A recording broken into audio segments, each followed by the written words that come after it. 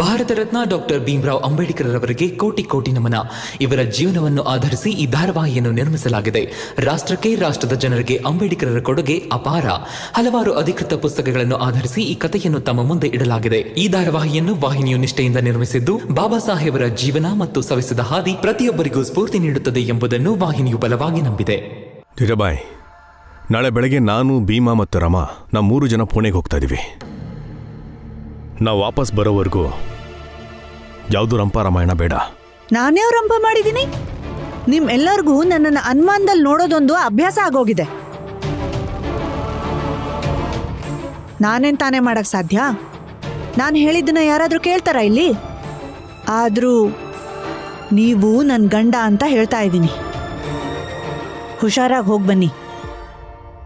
ಅಲ್ಲಿ ಪುಣೆಯಲ್ಲಿ ನಿಮ್ಮೆಲ್ಲರಿಗೂ ಯಾರಾದ್ರೂ ಏನಾದ್ರೂ ಮಾಡಬಹುದು. ನಾನೇನು ಒಬ್ಬನೇ ಹೋಗ್ತಿಲ್ಲ, ಯಾರೋ ಏನೋ ಮಾಡೋದಕ್ಕೆ. ನಾನಿರ್ತೀನಿ, ಭೀಮಾ ಇರ್ತಾನೆ, ರಮಾ ಇರ್ತಾಳೆ. ಅಕ್ಕ,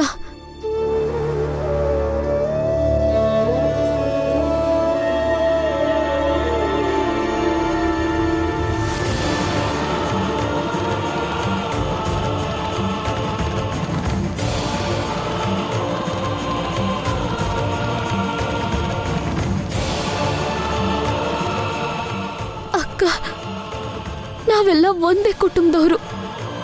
ದಯವಿಟ್ಟು ನಮ್ಮನ್ನ ಬೇರೆಯವರು ಅಂತ ಹೇಳ್ಬೇಡಿ.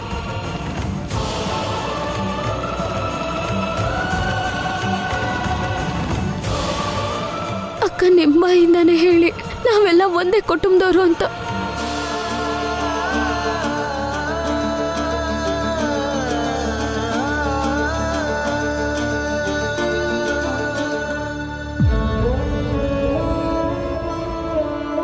ತಗೋಳಪ್ಪ.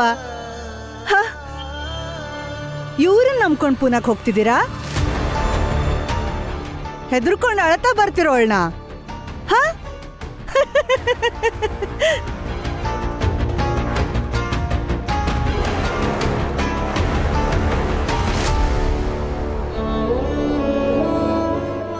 ಹೋಗೋ ಹೊತ್ತಲ್ಲಿ ಯಾಕೆ ಅಳ್ತಿದ್ಯಾರಮ್ಮ?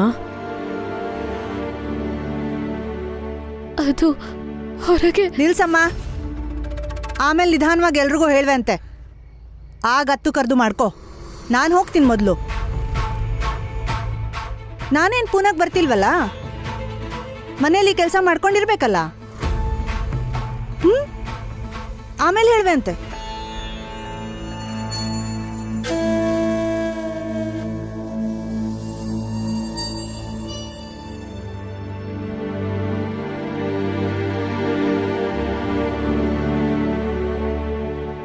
ರಮಾ, ಏನಾಯ್ತು ಅಂತ ಹೇಳು. ಅತ್ತೆ, ಅದು ಹೊರಗೆ ಪೂನಾವಾಲಾ ಸರ್ ಬಂದಿದ್ರು.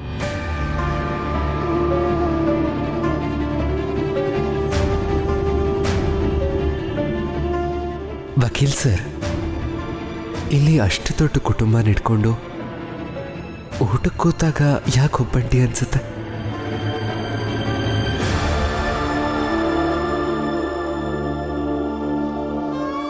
ಎಲ್ಲ ದೂರ ಹಾಕಿದ್ರು. ನ್ಯಾಯಕ್ಕಾಗಿ ಹೋರಾಡೋದು ನಾನು. ನ್ಯಾಯಕ್ಕೆ ಹೋರಾಟ ನಾನು ಮಾಡಿದ್ರು, ಭೀಮರಾವ್ ನೀನ್ ಮಾಡಿದ್ರು. ಒಬ್ಬಂಟಿ ಆಗೋದು ಸತ್ಯ.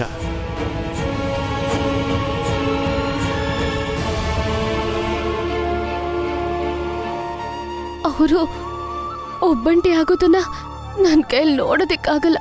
ಭೀಮಾ ಒಬ್ಬಂಟಿ ಹೆಂಗಾಗ್ತಾನೆ? ನಾವೆಲ್ಲ ಇರ್ತೀವಲ್ಲ.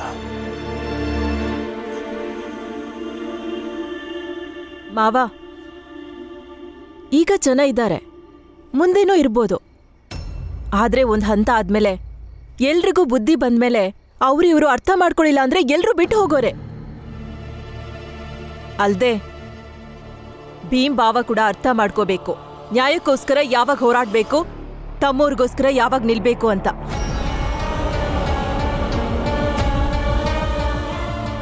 ನೀನೇನು ಹೇಳಕ್ ಹೊರಟಿದೀಯಾ? ಅರೆ,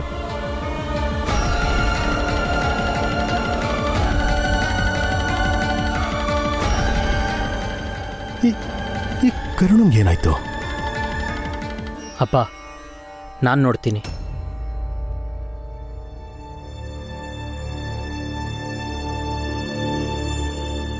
ಲಕ್ಷ್ಮಿ,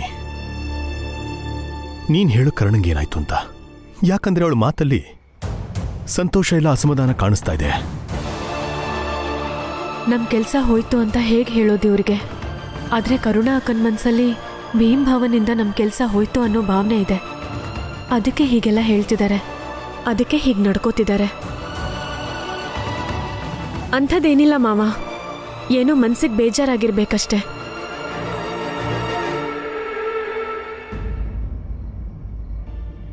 ರಮಾ, ನೀನ್ ಇದ್ರ ಬಗ್ಗೆ ಎಲ್ಲ ಯೋಚನೆ ಮಾಡಬೇಡ.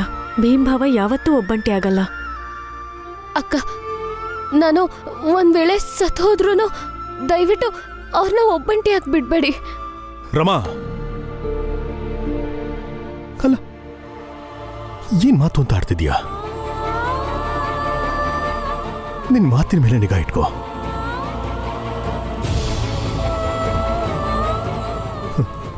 ನೋಡು ಮಗಳೇ, ಅಂಥದ್ದೇನೂ ಆಗಲ್ಲ, ಎಲ್ಲ ಒಳ್ಳೇದಾಗತ್ತೆ.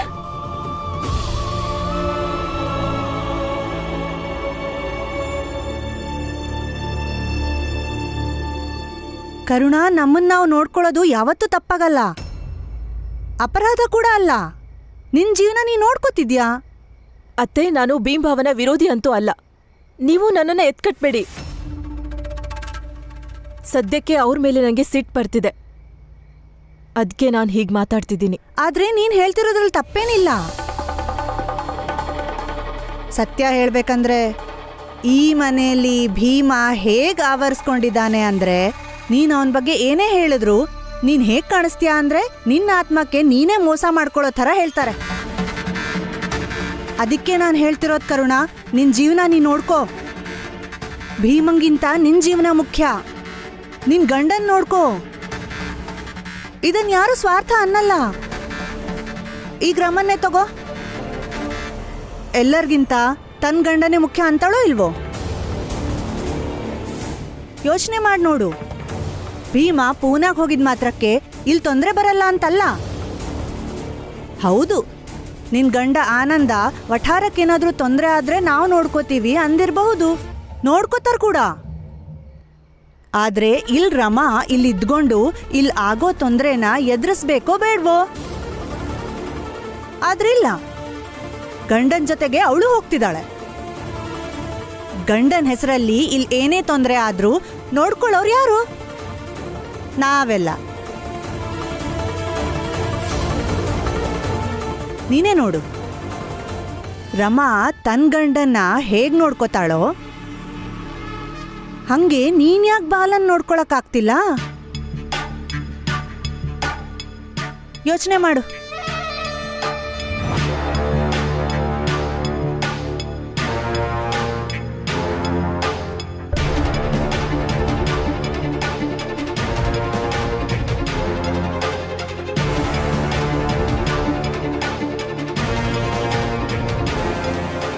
ಹೌದು,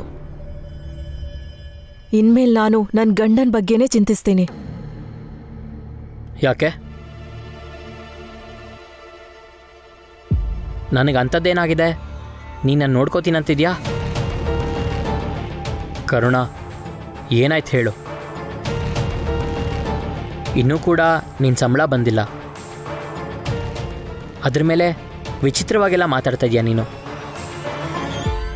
ಯಾಕೆ ಹೀಗೆ ನಡ್ಕೋತಾ ಇದೆಯಾ? ಇವ್ರಿಗೇನೂ ಹೇಳಬಾರ್ದು. ಸದ್ಯಕ್ಕೆ ನಾನೇ ಎಲ್ಲ ನಿಭಾಯಿಸ್ಬೇಕು. ಅಂಥದ್ದೇನೂ ಆಗಿಲ್ಲ. ನನ್ಗ್ಯಾಕೋ ನಿದ್ದೆ ಬರ್ತಿದೆ, ಮಲ್ಕೊಳಕ್ ಹೋಗ್ತೀನಿ. ನಾಳೆ ಸಂಬಳ ಬಂದ್ಬಿಡುತ್ತೆ.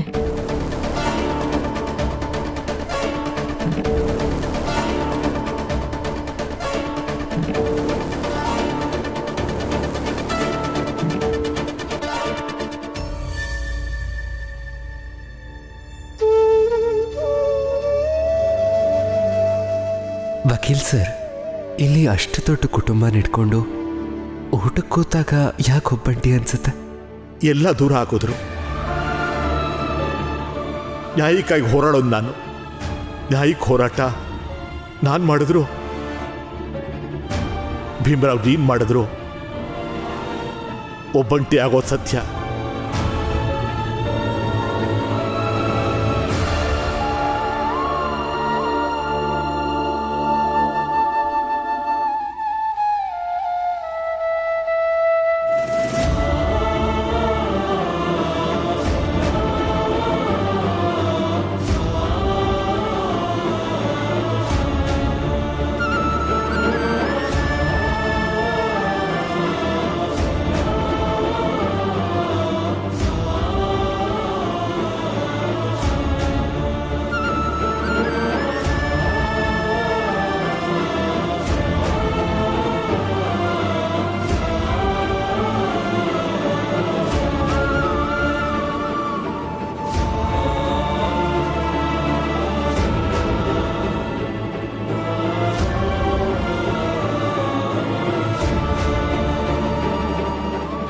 ಇಷ್ಟು ವರ್ಷ ಈ ಡೈರಿನಲ್ಲಿ ಸಮಸ್ಯೆಗಳು ಮತ್ತು ಅದರ ಪರಿಹಾರಗಳನ್ನು ಮಾತ್ರ ಬರಿತಾ ಇದ್ದೆ. ಆದರೆ ಇದೇ ಮೊದಲನೇ ಸಲ ಒಂದು ಪ್ರಶ್ನೆ ಬರಿತಾ ಇದ್ದೀನಿ. ನಿಜವಾಗ್ಲೂ ನ್ಯಾಯಕ್ಕೋಸ್ಕರ ಹೋರಾಡುವಂಥ ವ್ಯಕ್ತಿ ಒಬ್ಬಂಟಿಯಾಗಿ ಹೋಗ್ತಾನ?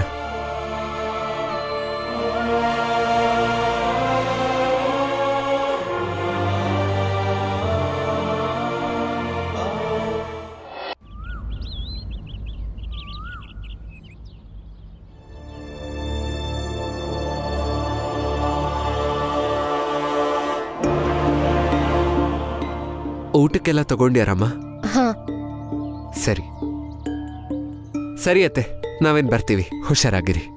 ಬನ್ನಿ. ಭೀಮಾ, ಇಲ್ಲಿವರೆಗೂ ನೀನು ಇಲ್ಲಿಂದ ಬೇರೆ ಕಡೆಗೆ ಹೋರಾಟಕ್ಕೋಸ್ಕರ ಹೋಗಿಲ್ಲ. ಇದೇ ಮೊದಲನೇ ಸಲ ನ್ಯಾಯಕ್ಕಾಗಿ ಹೊರಡ್ತಿರೋ ಯಾತ್ರೆ ನಿಂದು. ಇದನ್ನ ನಾನು ಯಾವತ್ತೂ ಮರೆಯೋದಿಲ್ಲ. ಗೆದ್ದು ಬಾ ಭೀಮಾ. ನಡಿ ಮಗನೇ, ಇಲ್ಲಂದ್ರೆ ಟ್ರೈನ್ ಹೊರಟ್ಬಿಟ್ರೆ ಕಷ್ಟ. ಹಾ, ಬನ್ನಿ. ನಿಂತ್ಕೋ ಭೀಮಾ.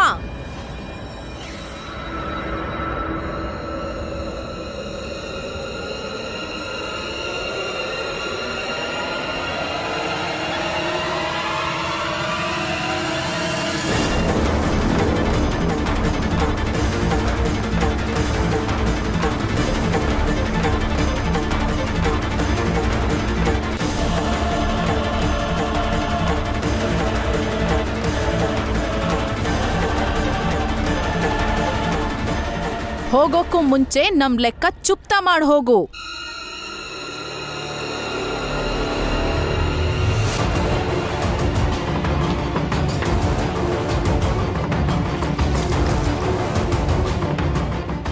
ಅಮ್ಮ, ಅಮ್ಮ, ಏನ್ ಮಾಡ್ತಾ ಇದ್ದೀರಾ?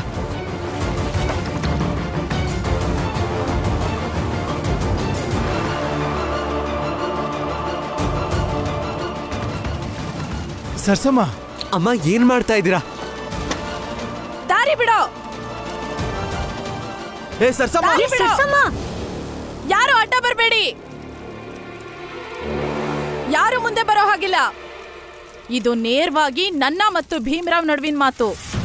ಭೀಮಾ, ನೀನಿಗ್ ಪೂನಾಗ್ ಹೋದ್ರೆ ನಿನ್ ಹೋರಾಟ ಇನ್ನಷ್ಟು ಗಟ್ಟಿ ಆಗತ್ತೆ. ಅಲ್ಲಿ ಗಟ್ಟಿ ಆದ್ರೆ ಮಂಚೈನ್ ಪಡ್ಕೊಳ್ತೀನಿ ಅನ್ನೋ ನಂಬಿಕೆ ಕೂಡ ಕುಸ್ತೋಗುತ್ತೆ. ಮೊದ್ಲು ಮಂಚೈನ್ ಬಿಡಿಸ್ಕೊಂಡ್ ಬಂದು ನನ್ಗೆ ಒಪ್ಸು. ಆಮೇಲೆ ಬೇಕಾದ್ರೆ ಪೂನಾಗ್ ಹೋಗು. ಇಲ್ಲ ಅಂದ್ರೆ ಆಗ್ಲೇ ಸಿಮೆಣ್ಣೆ ಸುರ್ಕೊಂಡಿದೀನಿ. ಈಗ ನಿನ್ನಿಂದ ಬೆಂಕಿ ಹಚ್ಕೋಬೇಕಾಗತ್ತೆ. ನಾನ್ ಸುಟ್ಟು ಬೂದಿ ಆಗ್ತೀನಲ್ಲ, ಆ ಬೂದಿ ಮೇಲೆ ನಡ್ಕೊಂಡು ಹೋಗು. ಅಮ್ಮ, ಅಮ್ಮ, ಹೀಗೆಲ್ಲ ಮಾಡ್ಕೋಬೇಡಿ. ಮಾಡ್ಕೋಬೇಡಿ ಅಂದ್ರೆ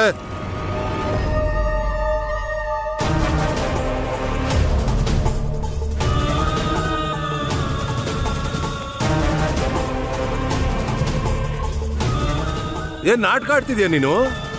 ನಿನ್ನಲ್ಲಿರೋ ಅನುಕಂಪ ಪೂರ್ತಿಯಾಗಿ ಸತ್ತೋಯ್ತಾ? ಅಥವಾ ನಿನ್ನಲ್ಲಿರೋ ಸ್ವಾರ್ಥಕ್ಕೆ ಎಷ್ಟು ಕುರುಡಾಗಿದೆಯಾ ಅಂದ್ರೆ ಎದುರುಗಡೆ ಇರೋ ವ್ಯಕ್ತಿ ನಿನ್ ಕಣ್ಣು ಕಾಣ್ತಿಲ್ವಾ?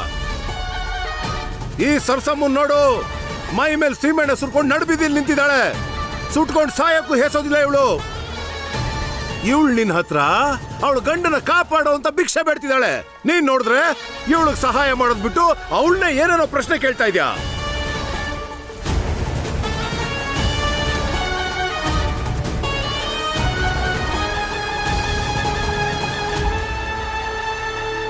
ಕಾಣಿಸ್ತಿದೆ, ಎಲ್ರಿಗೂ ಕಾಣಿಸ್ತಿದೆ. ಅವನನ್ನ ಬಿಟ್ಟು ಬೇರೆಯವ್ರಿಗೆಲ್ಲ ಸಹಾಯ ಮಾಡ್ತೀನಿ ಅನ್ನೋ ಈ ಭೀಮರಾವ್ ಅವನ ಸ್ವಾರ್ಥಕ್ಕಾಗಿ ಯಾವ ಮಟ್ಟಕ್ಕೆ ಕೆಳಗಿಳಿತಾರೆ ಅಂತ. ಯಾರು ಸತ್ ಹೋದ್ರು, ಯಾರು ಬದುಕಿದ್ರು ಇವನ್ಗೇನು ಅನ್ಸೋದಿಲ್ಲ.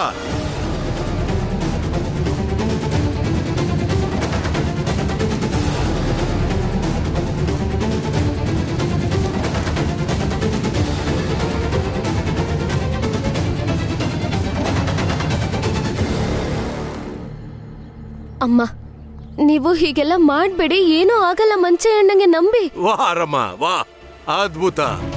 ನೀನೊಬ್ಳು ಬಾಕಿ ಇದ್ದೆ ನೋಡು. ಭೀಮರಾವ್ ಆದ್ಮೇಲೆ ನೀನು ಕೂಡ ಎಲ್ರಿಗೂ ಸುಳ್ಳು ಭರವಸೆ ಕೊಡ್ತಾ ಇದೀಯ. ಇಲ್ಲಿ ಇರೋರೆಲ್ರು ಬರೀ ಸುಳ್ಳು ಸಾಂತ್ವನ ಹೇಳ್ತೀರೇನು? ಭೀಮರಾವ್, ಈಕೆಗೆ ನಿನ್ನ ಸುಳ್ಳು ಸಾಂತ್ವನ ಬೇಕಾಗಿಲ್ಲ. ಈಕೆಗೆ ಇವಳು ಗಂಡನ ಬಿಡಿಸ್ಕೊಡೋ. ಸರಿಯಾಗಿ ಹೇಳಿದ್ರಿ. ನೀನ್ ಹೋಗಪ್ಪ ಪೂನಾಗೆ. ಹಣೆ ಬರ ಇದ್ದಂಗ ಆಗತ್ತೆ ಬಿಡು. ನೀನ್ ಹೋಗಪ್ಪ.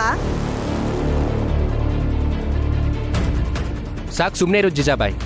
ಪ್ರತಿಯೊಂದು ವಿಷಯದಲ್ಲೂ ಭೀಮನ್ ವಿರುದ್ಧನೇ ಮಾತಾಡ್ತಿರ್ತೀರಾ. ಭೀಮಂಗೆ ಬುದ್ಧಿ ಹೇಳೋ ಅವಶ್ಯಕತೆ ಇಲ್ಲ. ಭೀಮ ತಿಳ್ಕೊಂಡಿರೋನು, ಯಾವುದು ಸರಿ ಯಾವ್ದು ತಪ್ಪು ಅನ್ನೋದೆಲ್ಲ ಅವನಿಗೆ ಚೆನ್ನಾಗಿ ಗೊತ್ತಿದೆ. ಭೀಮ ಸರಿಯಾದ ನಿರ್ಧಾರನೇ ತಗೊಂಡಿರ್ತಾನೆ. ನೋಡಿ ಸರ್ಸಮ್ಮ, ತಾಳ್ಮೆನೆ ಇಟ್ಕೊಂಡಿಲ್ಲ ಅಂದ್ರೆ ಕೆಲಸ ಹೇಗಾಗುತ್ತೆ? ನೋಡಿಮ್ಮ, ರಮಾ ಹೇಳ್ತಿರೋದು ನಿಜ. ಪ್ರತಿಯೊಂದ್ರಲ್ಲೂ ರಮನ್ ಮಾತೆ ಕೇಳ್ಬೇಕಾ ಲಕ್ಷ್ಮಿ?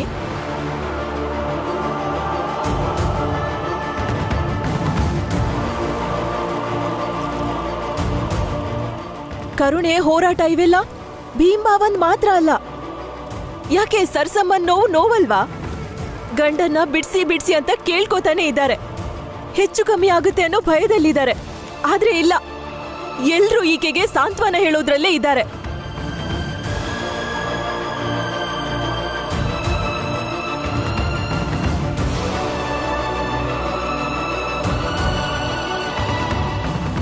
ಕರುಣಾ, ಇದೆಲ್ಲ ಏನು ಹೇಳ್ತಿದ್ಯಾ ನೀನು? ಕರುಣಾ, ಪಕ್ಷಪಾತಿ ಆಗ್ಬೇಡ.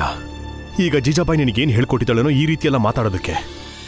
ಮಾವ, ಅತ್ತೆ ನನ್ಗೇನು ತಲೆ ಕೆಡ್ಸಿಲ್ಲ. ನನ್ಗೂನು ಸ್ವಂತ ಬುದ್ಧಿ ಇದೆ. ನನ್ ಬುದ್ಧಿ ಏನ್ ಹೇಳ್ತಿದೆ ಅಂದ್ರೆ ಭೀಮ್ ಬಾವ ಈ ಹೋರಾಟ ಬಿಟ್ರೆ ಒಳ್ಳೇದು ಅಂತ. ಸರ್ಸಮ್ಮನ್ ಜೀವನನ ಪಣಕ್ಕಿಟ್ಟು ಪೂರ್ಣ ಅವರ ಜೀವನ ಸರಿ ಮಾಡೋದ್ರಲ್ಲಿ ಅರ್ಥ ಏನಿದೆ?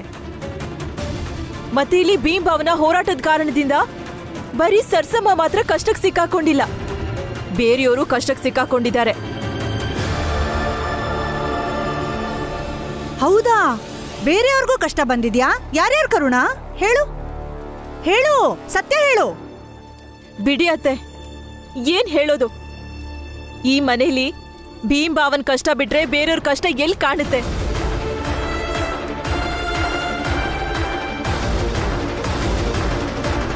ಕರುಣ ಅದ್ಕೆ ಇದ್ದಕ್ಕಿದ್ದಾಗ ಏನಾಯ್ತು ನಿಮ್ಗೆ? ಯಾವಾಗ್ಲೂ ನನ್ನ ಪರವಾಗಿ ನಿಲ್ಲೋರು ನೀವು, ಪ್ರತಿ ಹೋರಾಟದಲ್ಲೂ ನನ್ನ ಜೊತೆ ನಿಂತಿರೋರು ನೀವು, ನನ್ನ ಶಕ್ತಿಯಾಗಿ.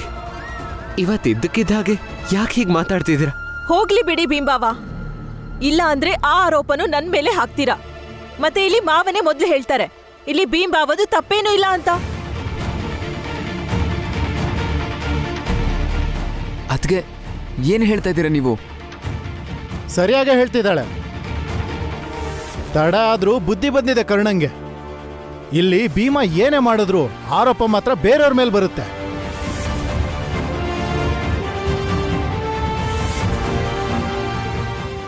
ಅಕ್ಕ, ಈಗ ನೀವೇ ಹೇಳಿ, ನನ್ ಗಂಡ ಏನ್ ತೊಂದ್ರೆ ಕೊಟ್ಟಿದ್ದಾರೆ ಈಗ? ತಿಳ್ಕೊಂಡ್ ನೀನೇನ್ ಮಾಡ್ತೀಯ ರಾಮ? ಈ ಇಡೀ ಜಗತ್ತಲ್ಲಿ ನಿನ್ಗೆ ನಿನ್ ಗಂಡನೇ ಸರಿ ಅನ್ನೋ ಭಾವನೆಲಿರ್ತೀಯ. ಮತ್ತೆ ನಾವೆಲ್ಲ ಇವ್ರ ಮುಂದೆ ಯಾವ ಲೆಕ್ಕ?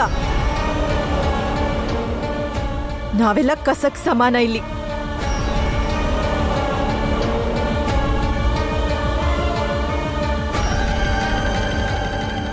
ಕರುಣ, ನೀನ್ ಏನ್ ಮಾತಾಡ್ತಿದ್ಯಾ ಅಂತ ಗೊತ್ತಾ ನಿನ್ಗೆ? ಇರ್ಲಿ, ನಮ್ಗೆಲ್ಲ ಒಂದ್ ಸತ್ಯ ಅಂತೂ ಗೊತ್ತೇ ಇದೆ. ಭೀಮಾ ಮತ್ತೆ ರಮಾ ನಮ್ಮನ್ನ ಎಷ್ಟು ಗೌರವಿಸ್ತಾರೆ ಅಂತ. ಅಕ್ಕ, ನೀವೇ ಹೇಳಿ, ನನ್ ಗಂಡ ಏನ್ ತೊಂದರೆ ಮಾಡಿದ್ದಾರೆ ಈಗ? ಹೌದು ಕರುಣ, ಮಾತಾಡ್ಲಿಲ್ಲ ಅಂದ್ರೆ ಹೇಗ್ ತಿಳಿಯತ್ ನಮ್ಗೆ? ಏನಾಯ್ತು ಅಂತ ಹೇಳು.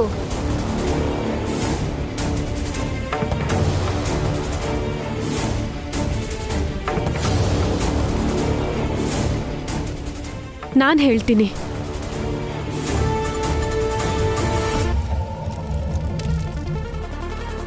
ನಂದು ಕರುಣಾ ಅಕ್ಕಂದ ಕೆಲಸ ಹೋಗಿದೆ.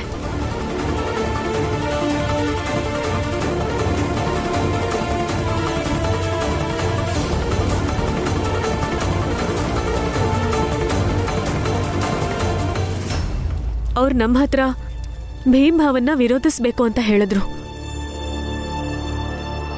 ಅದಕ್ಕೆ ನಾವು ಆಗಲ್ಲ ಅಂತ ಹೇಳಿದ್ದಕ್ಕೆ ನಮ್ಮನ್ನ ಕೆಲಸದಿಂದ ಕಿತ್ತಾಕಿದ್ರು.